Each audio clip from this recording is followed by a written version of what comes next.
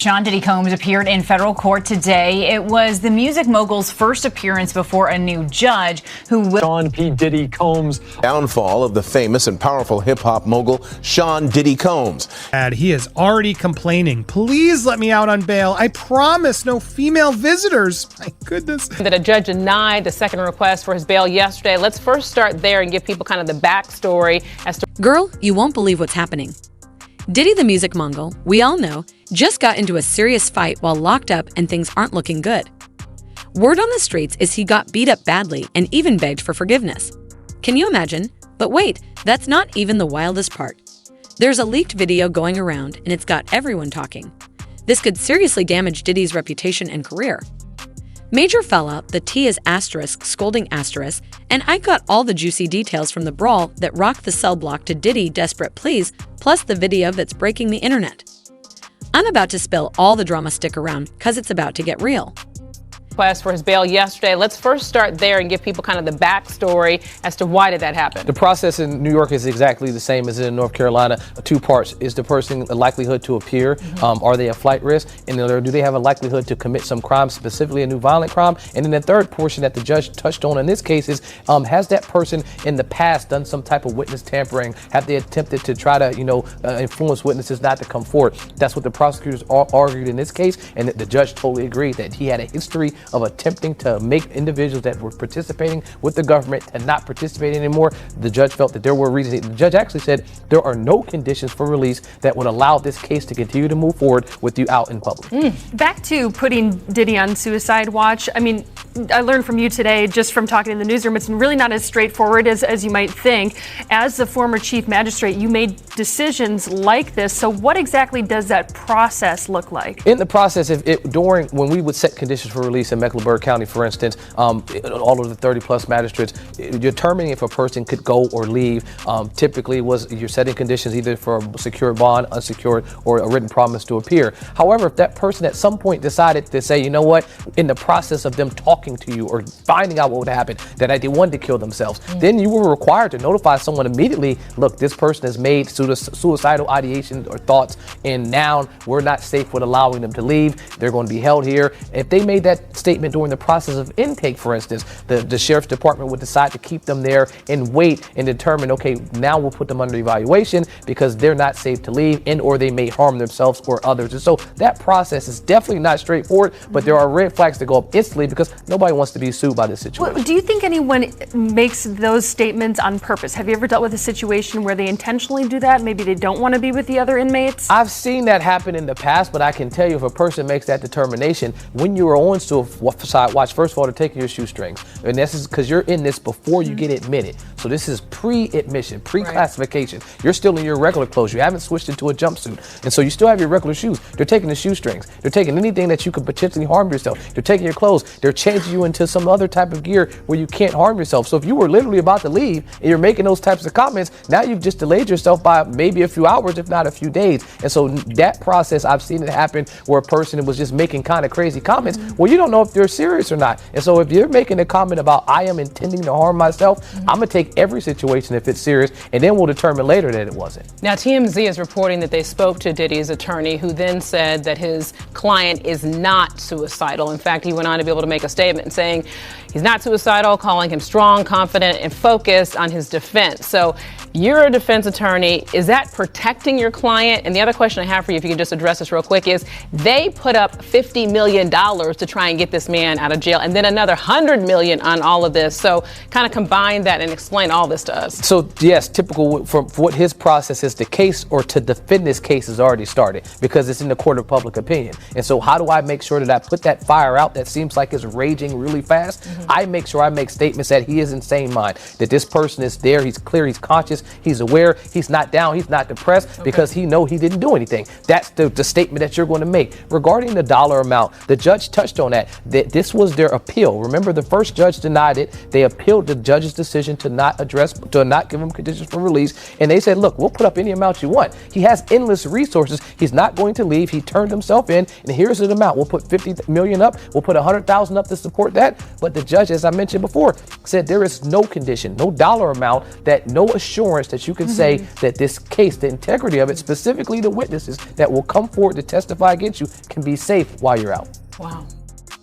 Colleague Rhodes, we appreciate your insight as always, and I guess this case just going to keep on. And do we know the date yet? I haven't heard the date. Yet. Yeah, but I know for at least a year he will be in their Department of. So about that cell block showdown, ever wonder why a multimillionaire would risk it all behind bars? Well, rumor has it, this wasn't just about Diddy. There was a twist no one saw coming, and it's got everyone talking. Imagine Diddy looking out of place in that orange jumpsuit pacing in a cramped cell. The tension is thick with every inmate eyeing his every move. But here's the thing. Diddy isn't exactly making friends in their word on the street. It all kicked off over something so ridiculous you'll roll your eyes. Toilet paper? Yep, from the king of hip-hop to brawling over TP, how the mighty have fallen right. But here's where it gets crazier. Some say it wasn't about toilet paper at all. Whispers are going around that Diddy got called out for his alleged ties to some shady dealings, and when I say shady, I mean darker than a New York alley at midnight. Now let's get to the fight. Diddy, known for his smooth moves on stage, wasn't bringing that same energy here. Sources say he was swinging wild, looking more like a fish out of water than a street smart. He has to do that because no company wants to do business with somebody who is being accused, have allegations against them for sexual misconduct and deviant behavior. Nobody wants to do business with that. All the shareholders, it ain't nothing that he's giving up. They like, yo, listen, give me that. They said, they did a Diddy. Take that. You understand? They're gonna take that from him. The shareholders is gonna say, yo, listen to me. We all gonna pull out. No Diddy. But we all gonna pull out our shares and everything if you don't give up what you have in the company. Did you see that video that went viral of Diddy pacing around the airport after his houses got raided? I seen that video. And I seen that look in his face before. You understand? When he was with the same gang and Mike Owens, AKA Mike Cock, everybody could tell him, D. Ferg did a collection for him because he didn't know how he was going to pay his rent and he didn't know how he was going to pay his rent, child support, and his car note, because he had one of those drop-top cabarets Volkswagens. So Mike gave $5,000. I wasn't giving him nothing. I'm just telling you right now. D was just collecting money for niggas. You know what I'm saying? Yo, man, we got to make sure because he want to kill himself. He gonna kill himself. Diddy had that pace and he had that look in his face that he know something may be wrong or they may have something on him. Because they took things out of there. We may not have seen what they took, but they had bags and boxes of stuff that they took out of there. So he knows, he's getting a play-by-play of what's going on. And even back then, doing that City College, when he was fired from Uptown Records, he was making statements about doing himself. He had that same look in his face. Yeah, he looked worried, man. I'm not gonna lie, for a split second, man, I felt bad for him. For a split second, but yeah. Like, everybody, I get all kind of hate mail, IGs, talking about that I'm trying to take a black man down. No. I went through every step you supposed to go through when you got a problem, you got a situation, you got an issue with a man. You understand? I get in contact with him. Went mutual friends. Let's sit down and talk. What you did to Wolf's mother wasn't right, bruh. You don't talk to her like that. If Wolf was alive, he'd take your head off. You understand? Try to talk to him. People, when they start getting in this power, certain positions, have certain amount of money, they don't look back. Some of them don't look back and don't think they have to come back to the people that helped them get to those positions.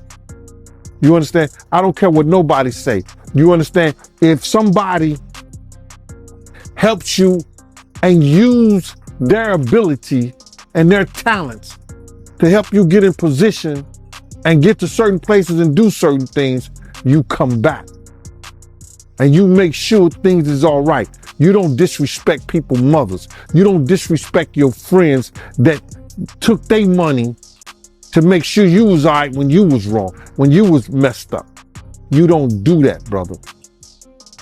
So by him doing the things that he did and taking the avenue that he took, he's suffering the consequence, and I don't feel bad for him at all. Because people was trying to talk to him. People was trying to tell him. You couldn't pull him by the coat and let him know anything. You understand?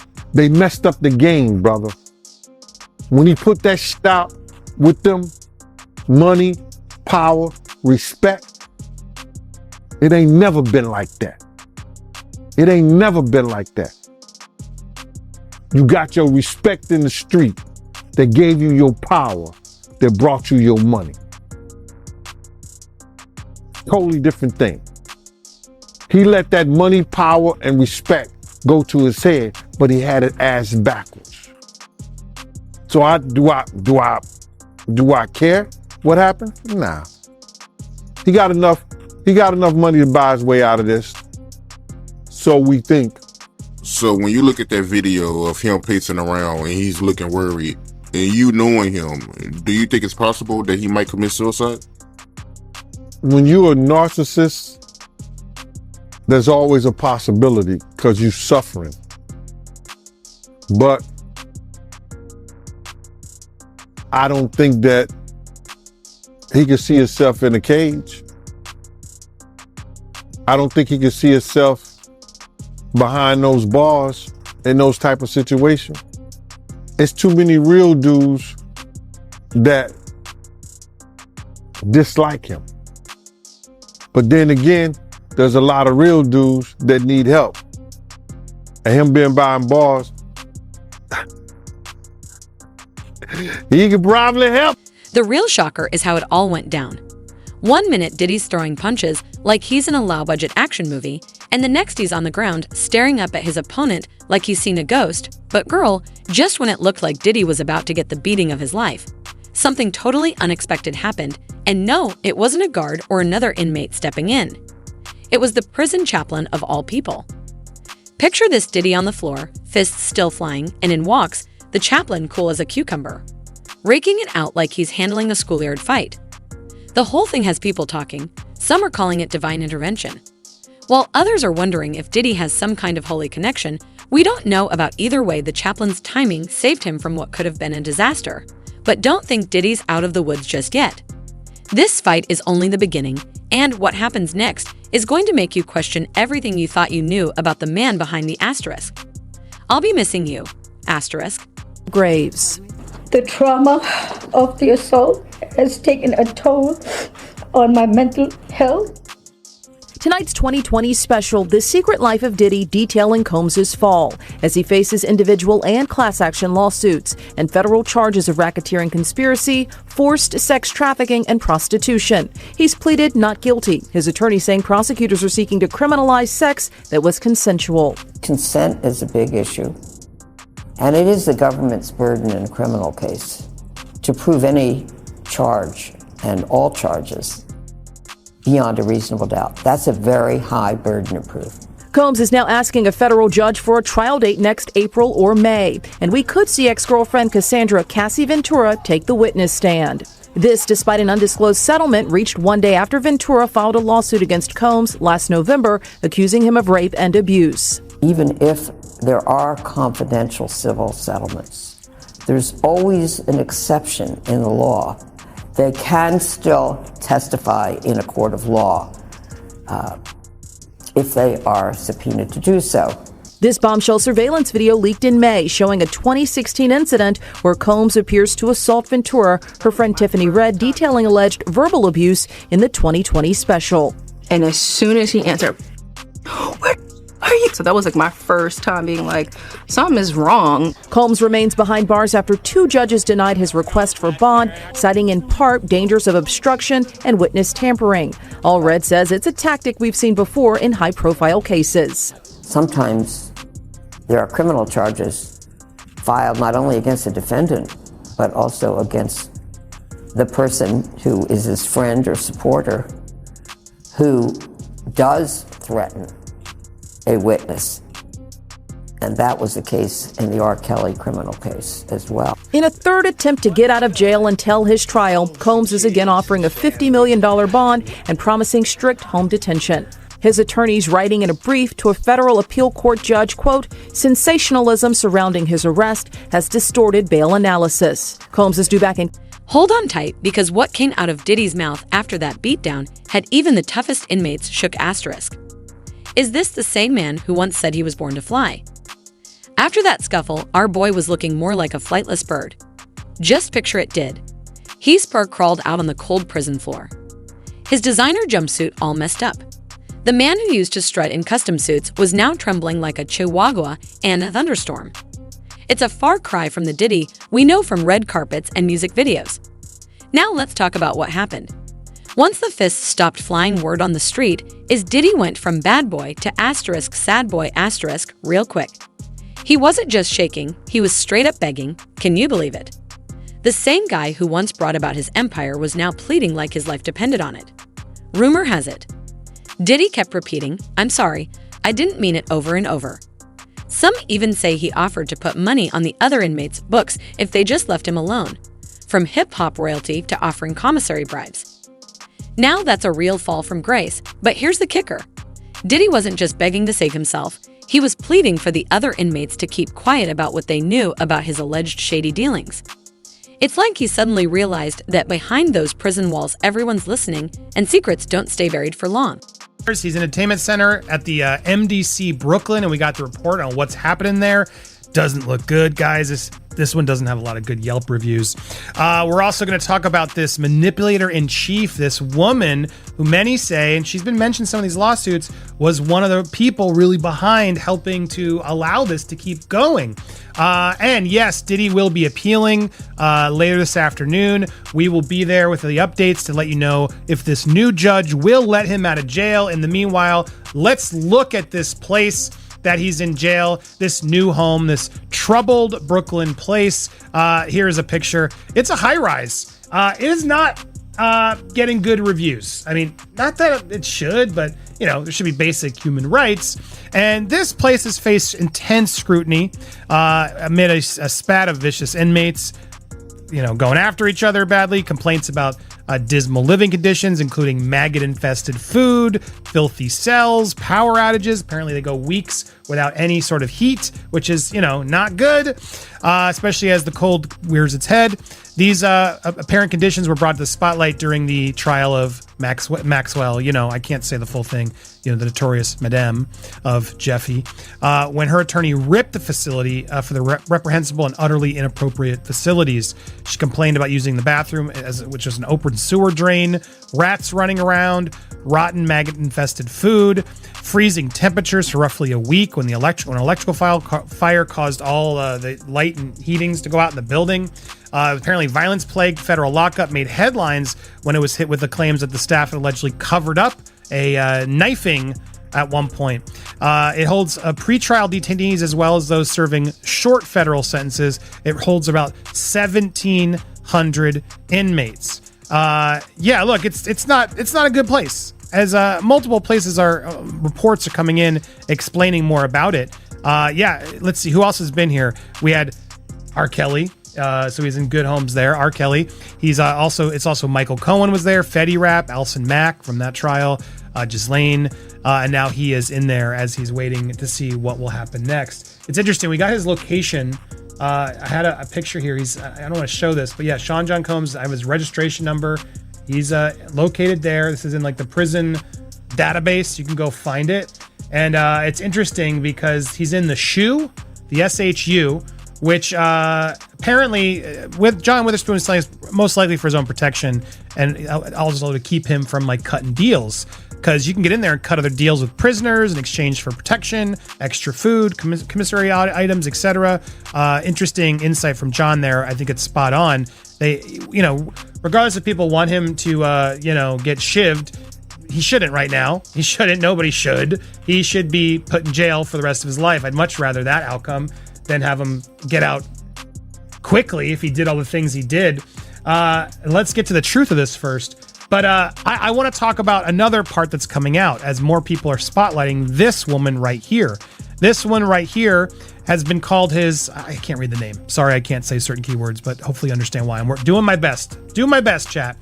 But Sean Diddy Combs once called his Combs Enterprise Chief of Staff, Christina Koran, his right hand. It's a Karam? It's Karam.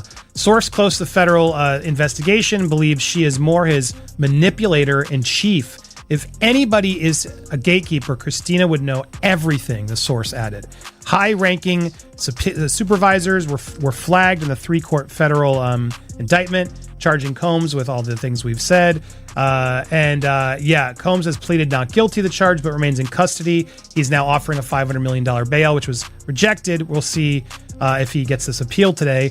Karam has not been arrested or charged with any case. So does that mean she's working with the feds? Because if his right-hand man is actually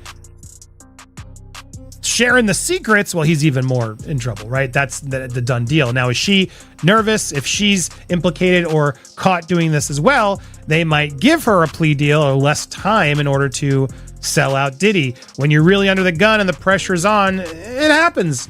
So I can't imagine Diddy's excited right now being behind bars, and probably part of the reason why he's promising no female visitors. Yeah, we'll come back to that in a second. The supervisors facilitated these performances, the freak-offs, according to the indictment, stocking the hotel rooms with items, as we talked about.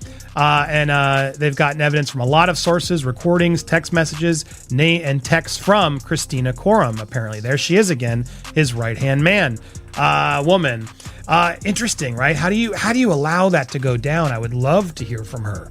How does she justify all this behavior? Just the power, the control? How did she get in? She was the one who was actually seeing Diddy's issues and enabling them to then get her own control. Is that what was going off here? As long as she had that seat at the top of the table, she was okay doing. I don't know. That's what I'm just wondering. I'm not alleging anything. We will see. She is not yet charged, but with these allegations coming in, this is interesting. So, is that her? Yeah, okay, that's her too. I guess so. There she is. This looks more recent because they look upset there. Trying to figure out now what. So this woman could be a big key to figuring out what went down, unless she wants to take it all to the grave with her. Now, she did not return requests for comment. We'll see if she comes in. But yes, she was mentioned in Little Rod's suit. She knowingly, intentionally participated, perpetrated, assisted, supported, facilitated the venture, is what he alleges. And Quorum required Combs' domestic employees, including the butler, chef, housekeepers, to carry a fanny pack with substances there, pink drug combination of things, and he could indulge his choice at any time. So she apparently, according to these rumors, would be there ready and willing to ensure he could have any substance, people, etc., etc. So if all true, a lovely individual. She's, I'm sure, very happy right now to be caught in this web. But that's where we stand. So far from this, this mansion that he was in, now he's in the raid. He's going to be in this high-rise security complex for it could be a little while. We'll see if today he is able to get out. That'll be the big question, and we'll be there covering the updates as we get them coming in. Sadly, this is New York, so we won't get this televised. It's so frustrating. All we get is sketches. We can't even get photos. I don't understand how this is just. Free press, all these trials are public knowledge. We should be able to be in there to ensure that we're getting the facts.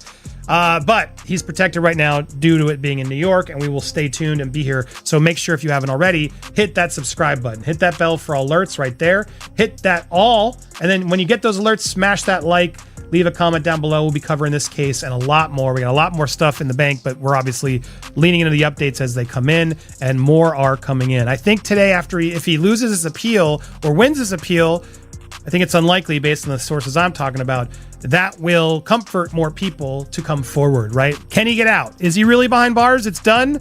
I'm seeing already some private threads and things that we may talk about later, illuminating a lot of things. You're probably wondering why Diddy, the man who built an empire, would resort to begging. Sure, fear can break even the toughest, but some say it goes deeper than that. Whispers are swirling that Diddy's tough guy persona was all an act, and now with his back literally against the wall, the real scene is showing up. But don't think for a second that his pleas smooth things over. Not at all. The other inmates were watching the scene unfold, and let me tell you, they were asterisks. Some were laughing, others were shaking their heads like they couldn't believe this was the same Diddy who used to rap about being untouchable. One inmate was overheard saying, subpoenaed, but we know that prosecutors believe Combs did not act alone. He's the only one charged, but they believe as the leader of what they've called a criminal enterprise, there were a network of people who worked for him, who enabled freak-offs, these orgies that women were allegedly forced to partake in after they were drugged and held against their will. So prosecutors are amassing a lot of evidence. That's all going to be part of this trial, now set for May 5th.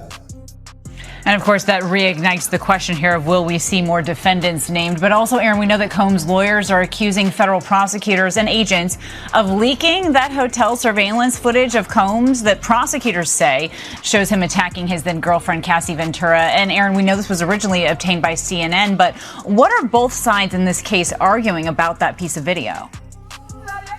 Well, the defense is accusing the government of leaks, and they want it to stop. The government says that's a baseless accusation. The government didn't even have the video before it aired on CNN, a prosecutor said, and they said this was just a defense tactic to try and get a damning piece of evidence removed from the case. And Aaron, since you were in the courtroom there today, what was his demeanor like today? And does his team at all have a chance of getting him out on bail before this trial starts in May? Diddy was a lot more relaxed today, Kana. He looked a lot less bloated than we've seen him during prior appearances. He was in a jail-issued beige, kind of ill-fitting smock and pants. He was shackled at the ankles, no handcuffs, so he was able to wave to his mother and children who filled 2 rows of the courtroom. The defense is still asking for his release on bail, but they have an appeal pending before a federal appeals court. So there was no application today. And the defense, if they can't get him released, are going to stick with MDC in Brooklyn, this troubled federal lockup. So far, it seems to be going well, the defense says, though they say they reserve the right to try and move him somewhere else. Who was actually in the studio with him said that Homeland Security brought him in, and this dude is he's a fraternity brother of mine, but he's also a producer, or engineer, and he was in the studio the night one of the girls made a complaint. The night something happened to one of the girls, and he told the lawyer everything that the girl told him, which was crazy. And Homeland Security brought him in. So he told them they wouldn't let him know what they were doing, but it seemed like that something might happen before Labor Day. Wow, before Labor Day? Yeah. They working hard on this, bruh. They working hard. You got to realize they working with a lot of stuff. They working with the taxes. They got lawyers for the taxes. They got lawyers for the complaints for the what you call that? SA sexual assault complaints. They got lawyers for what else? The drugs, the gun trafficking. They got different lawyers working on all those things, bro. And they got witnesses. If you don't mind me asking, what was the girl saying to the lawyers? Oh, the girl has said that that same shit that happened to little Chris, he gave him a bottle of champagne or wine or whatever like that. And once she drank it, she became a certain way. And found herself giving him a fellatio in the studio in front of people. The dude said he walked out because he was appalled. He had just had a daughter.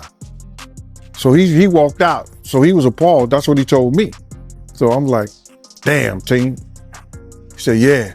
So the same thing that she told her lawyer, he told the lawyer and Homeland Security. And he was actually there, a college graduate. You understand? Working, good dude, perfect witness. He told, the engineer told Homeland Security and her lawyer the same exact thing she told them. He said he was appalled at what he saw and walked out. So they got witnesses. They got witnesses, bruh. They have people want to make up stuff, but they got people who was there that was witness and speaking about it. See, people get mad because I'm saying it first. They hearing it from me. But I could care less how somebody else feel or think. I'm not here to praise Diddy. No, I'm not. Like Brutus told the sentence, I'm here to bury him. You're probably wondering why Diddy, the man who built an empire, would resort to begging.